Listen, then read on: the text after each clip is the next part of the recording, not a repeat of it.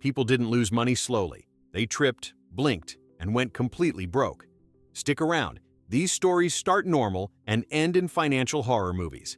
Join our Telegram for smarter money tips and even crazier real-life disasters. Link below. 1. The I'll just fix it myself disaster. You know that moment when something small breaks, and instead of calling a professional, you decide, how hard can it be? That sentence has probably destroyed more bank accounts than bad investments ever could. One guy had a tiny leak under his kitchen sink. Nothing dramatic, a slow drip, the kind you ignore while watching TV. But then one Saturday, fueled by confidence and 2 YouTube tutorials, he decided to become a plumber. 3 hours later, he had dismantled pipes that had been peacefully existing since the 90s. He tightened things that shouldn't be tightened, loosened things that definitely shouldn't be loosened. And at some point, water started coming out, aggressively.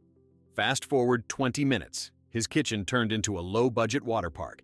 Cabinets soaked, floors warped, and the leak? Oh, it evolved. It became a full-blown indoor waterfall. Insurance didn't cover DIY genius gone rogue. Repairs cost more than his savings, all because he wanted to save $150 on a plumber. That's the moment you realize, sometimes the most expensive words in the English language are, I got this. 2. The accidental click. That changed everything. We all trust ourselves with money, until we're one tired click away from chaos. A woman decided to invest her savings online for the first time. Nothing wild, just trying to be responsible, like every financial guru on the internet keeps yelling at you to do. She meant to buy shares in a well-known company, solid, safe, the kind your uncle recommends at every family dinner. But here's the twist. She mistyped the name. Instead of investing in a stable giant, she dumped her entire savings into a random, tiny company she had never heard of. And she noticed it, immediately. Now, a normal person would fix the mistake, but she didn't. Why? Because calling customer support and admitting, hey, I can't spell, felt more embarrassing than risking her entire financial future. So she left it. Days turned into weeks, weeks into months. Then one morning, that tiny company announced a massive deal out of nowhere. Stock exploded. Her accidental mistake multiplied her money like a cheat code. But here's the scary part. If things had gone the other way, we'd be telling this as a tragedy. Moral of the story? Sometimes luck saves you, but most of the time, autocorrect won't. 3. The free trial that ate a bank account.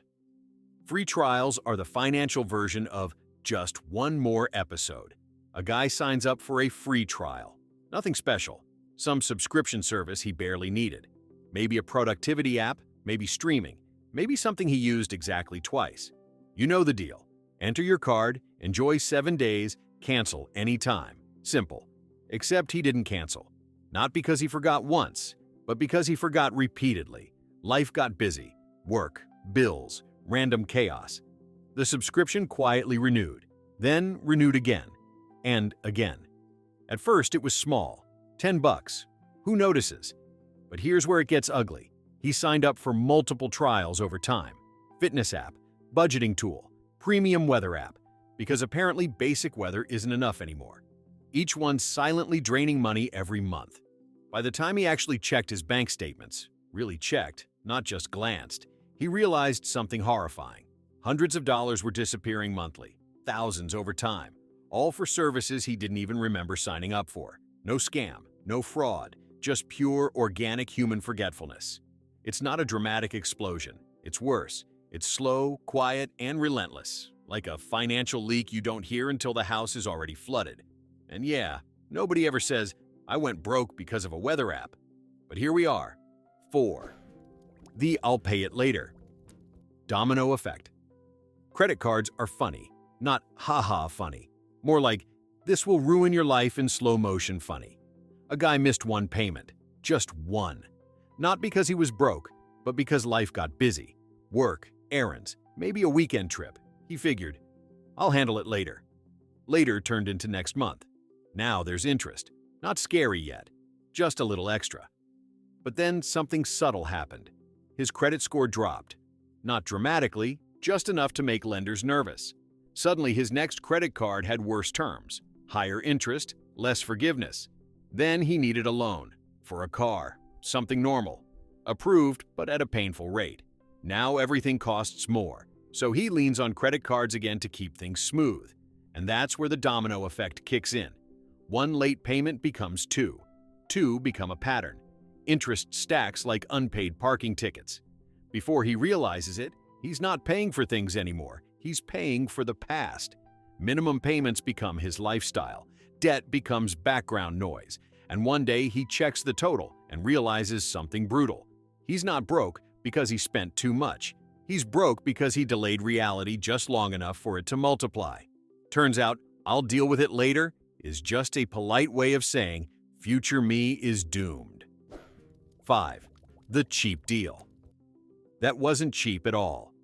Everyone loves a good deal. It makes you feel smart, strategic, like you just outplayed the system. But sometimes the system lets you win on purpose. A couple found a house at a suspiciously low price. Same neighborhood, same size, but way cheaper than everything else. It felt like a once-in-a-lifetime opportunity. There was just one small detail. Minor issues. You know that phrase. It's real estate code for "this house has secrets." They ignored the warning signs, the weird smell, the slightly uneven floors, the seller being way too eager, because in their minds, they weren't buying a problem. They were buying a bargain. Fast forward 6 months. The minor issue turned out to be structural damage. The kind that doesn't just get fixed, it gets excavated. Floors opened, walls ripped apart, money evaporating at a speed that should be illegal. Every fix revealed another problem, like a horror movie where the villain just won't die. By the end, they had spent more fixing the house than if they had just bought a normal one in the first place. That's the trap. Cheap feels good up front. Expensive feels bad later. But the universe has a twisted sense of humor. It often lets you choose which pain you want, and most people pick the delayed one because it sounds like a discount. 6. The "I'll just help a friend" financial collapse. This one hurts because it starts with something good. A friend calls you, not casually, serious tone. They're in trouble, short on money, promise they'll pay you back next month. And you believe them because they're your friend. A guy once co-signed a loan for his best friend. No hesitation. Years of friendship, shared memories, trust built over time. It didn't even feel like a risk. It felt like loyalty. At first, everything was fine. Payments were made, no problems. Then one payment was late, then another. Excuses started sounding less convincing. Messages got shorter, calls got ignored. And here's the part nobody tells you when you co-sign. It's not helping. It's legally volunteering to take the fall. The bank didn't care about friendship. It didn't care about promises. It cared about the signature, his signature. So when the friend disappeared financially, the responsibility didn't disappear. It transferred to him. Debt collectors started calling. His credit took the hit. His savings started bleeding out just to keep up with payments he never planned to own. And the friendship? Gone. That's the real double loss. Money and trust, both wiped out in one decision that felt like the right thing at the time. Because sometimes helping someone doesn't pull them out of a hole. It just pulls you in with them. 7. The "I'll just upgrade my lifestyle" trap. This one doesn't hit all at once. It sneaks up on you like a subscription you forgot about, but way more expensive. A guy gets a raise. Nothing crazy, but enough to feel good. Finally, some breathing room. He tells himself, "I deserve to live a little better now." And honestly, that's fair. So he upgrades a few things, moves to a nicer apartment. Not luxury, just better. Starts eating out more. Nothing wild, just convenience. Maybe swaps his old car for a newer one with heated seats, because why not? Each decision feels small, reasonable, earned. But here's what nobody tells you about lifestyle upgrades. They don't stay small. They stack. Rent increases. Insurance goes up. Car payments lock you in. Suddenly, your fixed expenses are no longer flexible. They're permanent. Then life does what life always does. Throws something unexpected at you. Maybe a medical bill. Maybe job instability. Maybe just one bad month. And now there's no cushion. Because all that extra money you were earning, it's already spoken for. The scary part is, nothing feels reckless while it's happening. You're not gambling. You're not making crazy decisions. You're just slowly building a life that costs too much to maintain. And when income drops, even slightly, that entire upgraded lifestyle turns into a financial trap you can't easily escape. You didn't go broke chasing luxury. You went broke trying to feel comfortable. 8. The "I'll fix it tomorrow" bill avalanche. This one is brutally simple, and that's why it works so well. A guy had bills, normal ones, utilities, rent, insurance, nothing shocking. Just adult life doing its thing. But he had a habit. Whenever a bill came in, he'd think, "I'll take care of it tomorrow." Not ignoring it, just postponing it. Tomorrow became next week. Next week became when I have time. And since nothing exploded immediately, his brain filed it under not urgent until it became very urgent. Late fees started showing up, small at first, then bigger, then aggressively bigger. Services started sending warnings, then penalties, then threats. Now instead of paying one bill, he's paying the bill, plus punishment for ignoring it. And here's where it spirals, because now the total is higher, he delays even more. It feels heavier, harder to deal with. So he avoids it again. More fees, more stress, more avoidance. At some point, accounts go to collections, credit score drops. Suddenly, even unrelated things, like renting an apartment or getting approved for anything, become harder. All from something that started as, "I'll do it tomorrow." No scam, no bad luck. Just delay stacking interest like it's training for a financial Olympics. Because the truth is, bills don't disappear when you ignore them. They grow, quietly, patiently, until one day you open your account and realize, tomorrow was very expensive. 9. The "it's just a small subscription" illusion. You ever notice how nobody goes broke with one big mistake anymore? It's always death by 1,000 tiny charges. A guy once decided to organize his life. Sounds responsible, right? So he signed up for a budgeting app, then a fitness app, then a meditation app, because stress from managing all the apps. Each one, $5 here, $12 there, nothing scary. Individually, they felt harmless, like buying a coffee. But here's the trick. Subscriptions don't feel like spending. They feel invisible.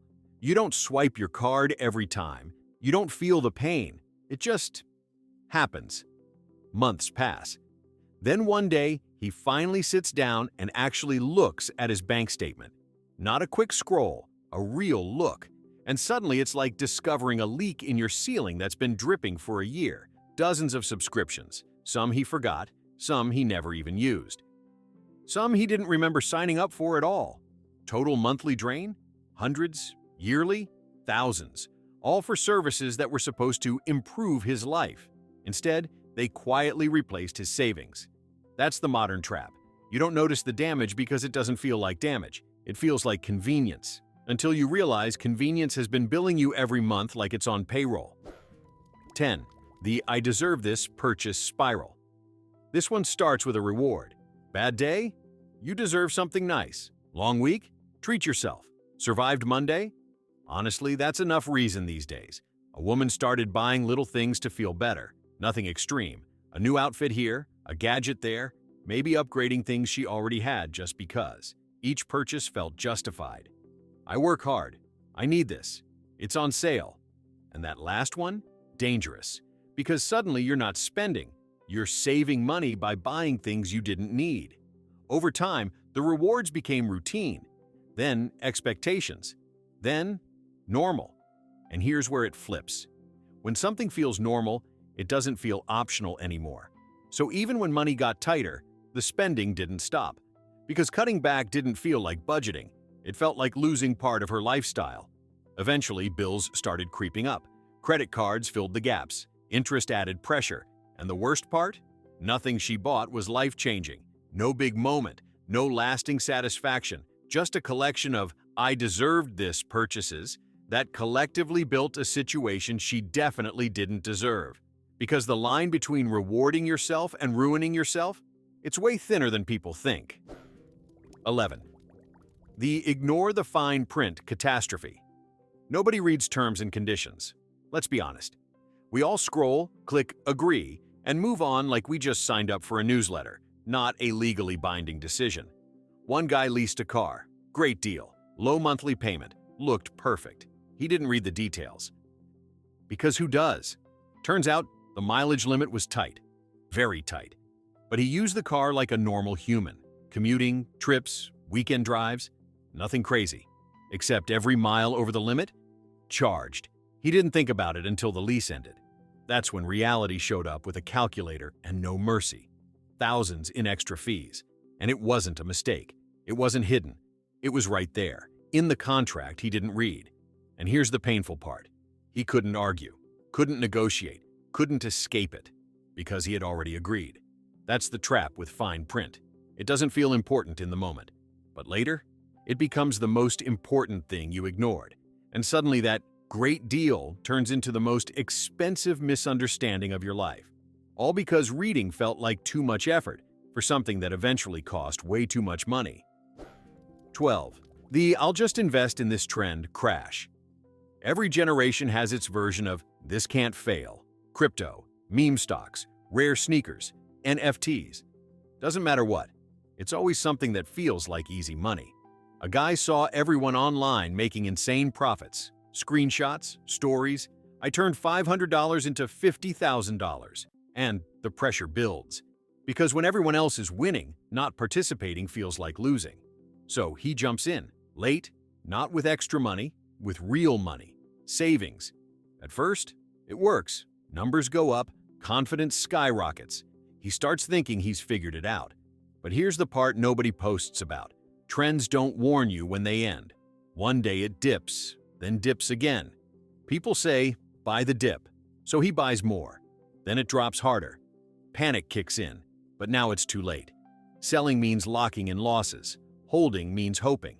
And hope is not a financial strategy. Within weeks, the same investment that made him feel like a genius erased most of his money. That's the cruel joke. It looks like a shortcut. But it's usually just a faster way to learn the same old lesson. If it feels like easy money, it probably isn't. 13. The "I'll lend it, not lose it." Reality check. Lending money feels different from spending it. Because in your head, it's temporary. A guy lent a decent amount to someone he trusted. Not a stranger, a friend of a friend. Seemed reliable, had a plan, needed help getting through a rough patch, and the borrower was confident. "I'll pay you back soon." That word, soon, is doing a lot of work. At first, everything sounded good. Updates, promises, timelines. Then responses slowed down. Then excuses got vague. Then messages stopped entirely. And now you're in that awkward zone. Do you chase them? Do you pressure them? Do you ruin the relationship over money? Meanwhile, your money is gone. Not technically, but realistically. Because unless someone is organized, stable, and serious, lending often quietly becomes donating. And the worst part? You feel weird being the one asking for your own money back. That's the emotional trap. You didn't lose money because you were careless. You lost it because you trusted someone at the exact wrong moment. And trust, unfortunately, doesn't come with a refund policy. 14. The one big bet, financial knockout. Some people don't lose money slowly. They lose it in one clean, devastating move. A guy decided to go all in on a sure thing. Not gambling in a casino, but something that felt smarter, more calculated. A business opportunity, high return, low risk, backed by someone who sounded confident enough to convince anyone. And that's the key. Confidence is contagious. He pulled money from savings, even borrowed a little more to maximize the opportunity. Because if you're going to win, you might as well win big, right? At first, everything looked promising. Updates were positive, returns were on the way. Then delays started. Then explanations got complicated. Then silence. That's when reality hits like a brick. There was no opportunity, no return, no safety net, just a very expensive lesson. Because when you put everything into one bet, you don't just risk losing money, you risk losing options. And once that money is gone, you don't get a second round. You just get to sit there and replay the moment you said, "This is a sure thing." Spoiler, it never is. 15. The "I'll figure it out later." Career gamble. This one isn't about spending. It's about decisions that quietly affect your income until it's too late. A guy hated his job. Nothing dramatic, just tired of it. So one day, he quit. No plan, no backup, just confidence. I'll figure it out. And for a while, it felt great. Freedom, no stress, finally breathing again. But then weeks passed, then months. Job searching turned out to be slower, harder, and more competitive than expected. Interviews didn't lead anywhere. Savings started shrinking. And here's the thing about not having income. Everything becomes expensive. Rent doesn't pause. Bills don't care. Life keeps charging you like nothing changed. So he started using savings to survive. Then credit. And now the pressure isn't just finding a job, it's finding one fast, which usually means accepting something worse than what you left. That's the irony. He didn't go broke because he made a reckless purchase. He went broke because he made a decision without a runway. Because "I'll figure it out later" sounds brave. Until later shows up with bills, deadlines, and zero patience. 16. The "I'll just ignore taxes." This year, reality crash. Taxes are one of those things people don't fear until they absolutely should. A guy decided to skip filing one year, not because he was hiding millions, just overwhelmed, busy, confused, maybe a little lazy. "I'll deal with it next year." Next year came. He still didn't deal with it. And here's the dangerous part. Nothing happened immediately. No alarms, no dramatic letters, just silence. So his brain filed it under "not urgent." Until one day the letters started showing up. Not friendly ones, official ones. The kind with bold text and zero sense of humor. Now, it wasn't just unpaid taxes. It was penalties, interest, fees stacking on top of fees. And unlike most bills, this one doesn't negotiate emotionally. It doesn't care if you were busy. It doesn't care if you didn't understand. It just grows, fast. Suddenly, he owed way more than he ever expected. Enough to wipe out savings, enough to create real panic. Because taxes aren't like other problems. You can ignore a subscription, you can delay a bill. But taxes? They don't forget. They wait. And when they come back, they bring math with them. And math doesn't play fair. 17. The "it's just a small loan." Snowball loans feel manageable at the beginning. A guy needed quick cash, nothing major, just to cover a gap. So he took a small personal loan, short-term, easy approval, payments looked fine, totally doable. Then life shifted, just a little. An unexpected expense showed up. Now his budget got tighter. The loan payment started feeling heavier. So he did what a lot of people do. He took another loan to ease the pressure. Now he had two.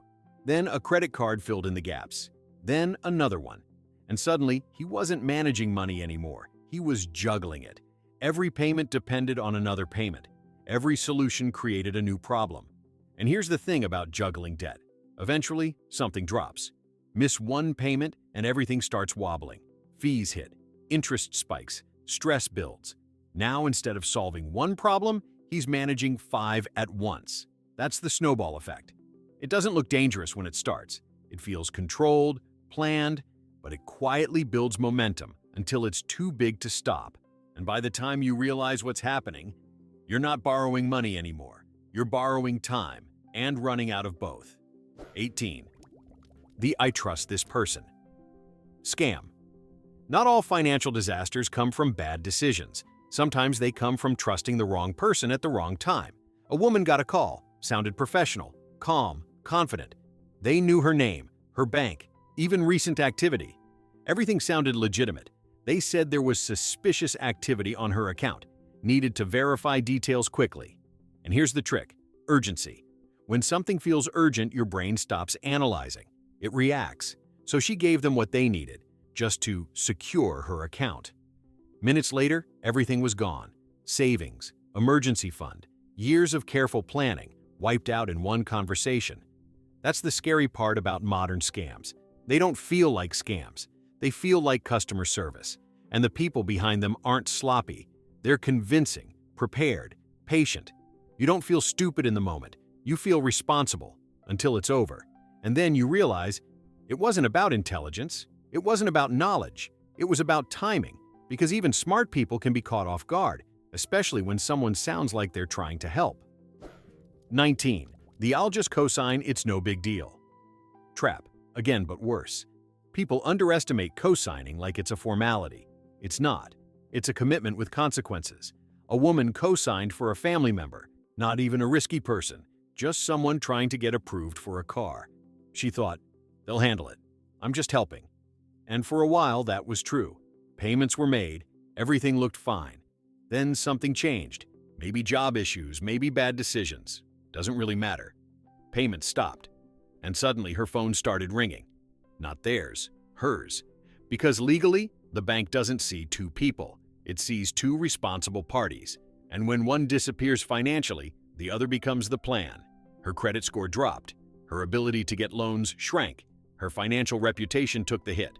All for a loan she never used. That's the quiet danger.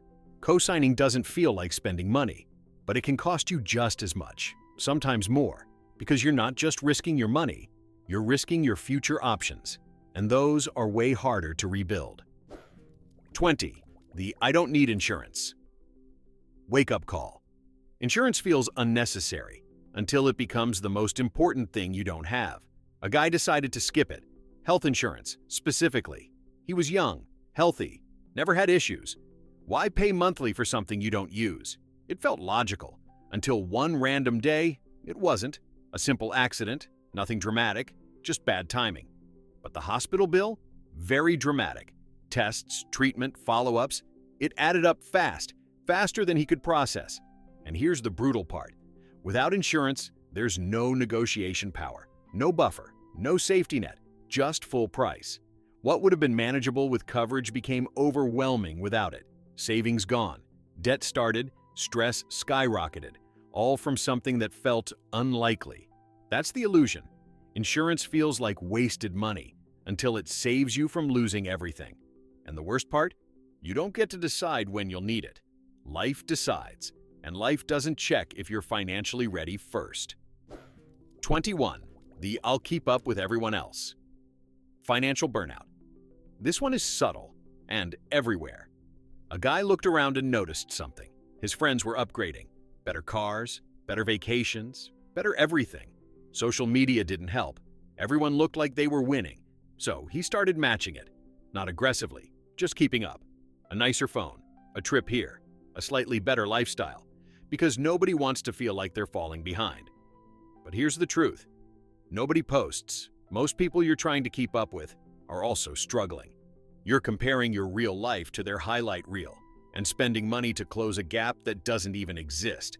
Over time, his expenses grew, quietly, consistently. Savings slowed down, then stopped, then disappeared. And one day, he realized something uncomfortable. He wasn't building wealth. He was performing it. That's the trap. Trying to look financially successful often costs more than actually being financially stable, because real wealth is quiet. But pretending to have it? That gets expensive. Fast. 22. The I'll just skip saving for now. Time bomb saving money always feels optional, until it suddenly isn't. A guy told himself he'd start saving later. Not never, just later. When things were more stable, when he earned more, when life calmed down. And honestly, it sounded reasonable. Right now, there were other priorities. Rent, food, maybe enjoying life a little. Saving felt like something responsible people do in the future. So months passed, then years. No savings, but also no crisis. So everything seemed fine, until it wasn't. One unexpected expense, car breaks down, medical bill, something normal but inconvenient. And suddenly there's no buffer, no emergency fund, no backup plan, just immediate pressure. So he turns to credit, then loans, then stress. And now the problem isn't just the expense, it's how to survive it. That's the trap. Not saving doesn't feel like losing money. It feels like postponing discipline. But what you're really doing is removing your safety net before you even need it. Because when life hits, and it always does, the difference between annoying problem and financial disaster is usually just one thing. Money you saved when nothing was wrong. 23. The I'll just buy now, pay later. Illusion. Buy now, pay later sounds like magic. No interest, no pressure, just split payments into smaller pieces. Feels harmless, almost responsible. A woman started using it for small purchases, clothes, gadgets, random things online. Each payment was tiny, easy, so she kept using it. Because why pay $200 today when you can pay $50 4 times? But here's the catch. those payments overlap. Now it's not one purchase, it's 5. Then 10, all quietly stacking in the background, each one small. Together, heavy. And unlike a credit card, these don't always feel like debt. There's no big number staring at you, just multiple small commitments spread across time. Until one month, everything hits at once. Multiple payments due, bills on top, expenses stacking, and suddenly her easy system becomes a financial traffic jam. Miss one payment and fees kick in. Miss more, and it snowballs. That's the illusion. Breaking big costs into small ones doesn't make them cheaper. It just makes them easier to ignore, until they all show up at the same time. And by then, it's not convenience anymore. It's pressure you didn't see building. 24. The "I'll handle it without asking for help." Mistake pride is expensive. A guy started having financial problems. Nothing catastrophic, just things getting tighter. Bills stacking a little, income not quite enough. But instead of asking for help, advice, support, anything, he kept it to himself. Because asking feels uncomfortable. It feels like failure. So he tried to fix everything alone. Cut corners, delayed payments, made decisions under pressure. And that's the problem. Decisions made under pressure are rarely good ones. Because when you're stressed, you're not thinking clearly. You're reacting. If he had talked to someone earlier, a friend, a financial advisor, even just someone experienced, he might have found solutions, better options, smarter moves. Instead, he made it worse, trying to handle it. By the time he finally opened up, the situation was already bigger than it needed to be. That's the quiet danger of pride. It doesn't just stop you from asking for help. It delays solutions. And sometimes that delay is exactly what turns a manageable situation into a full-blown financial mess.